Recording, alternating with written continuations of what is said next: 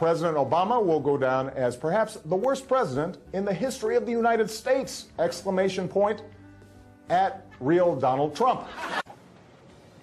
U.S. Steel is about to fire up a facility that has been closed since 2015. Jackie, good morning.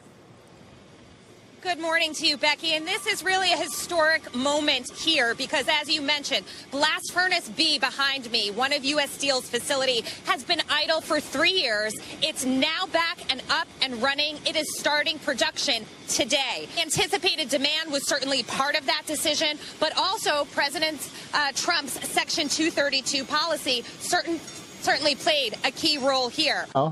Because some of those jobs of the past are just not going to come back.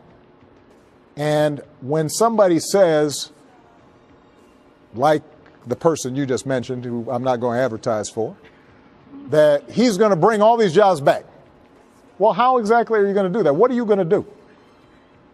There's no answer to it. He just says, well, I'm going to negotiate a better deal. Well, how exactly are you going to negotiate that? What magic wand do you have? And usually the answer is, he doesn't have an answer. Happy to get back to work. Jackie, how many jobs are we talking about? I think I had read about 500 jobs when that facility came back up and running. So 500 here, some of them rehires, some of them new hires, another 300 when Blast Furnace A comes back online. This is going to be the start of a larger trend of bringing these jobs back, Becky. Our interview followed a conversation with both the president and the first lady. Afterward, the president talked about North Korea and other big issues when we joined him in the Oval Office. Could that missile reach the United States? How concerned should we be? Well, I think we have been concerned about North Korea's behavior for a while. This is an authoritarian regime. It's provocative.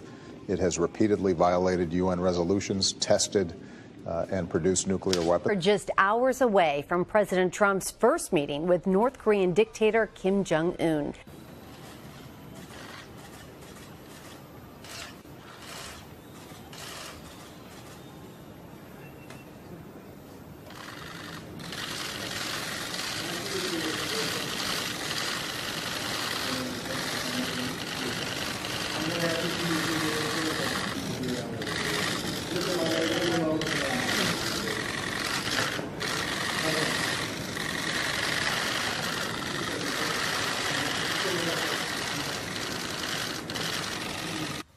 I'll leave it to you to speculate on how this whole race is going to go.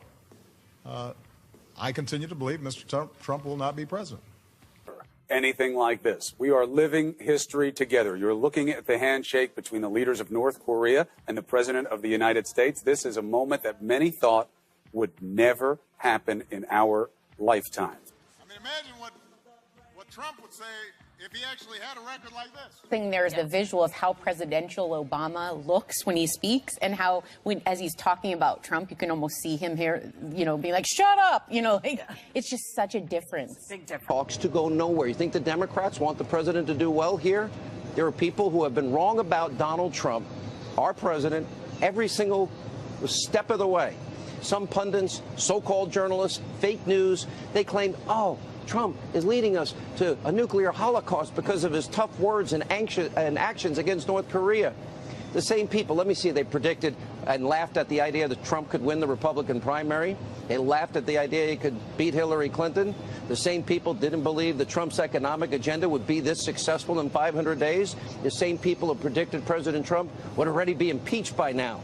Now, of course, President Trump won the election. The economy is soaring. We have the lowest unemployment rate in half a century.